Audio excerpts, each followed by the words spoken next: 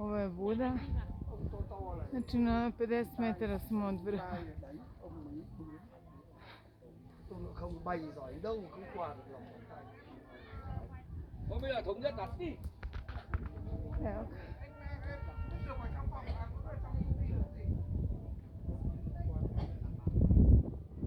Veličanstvo.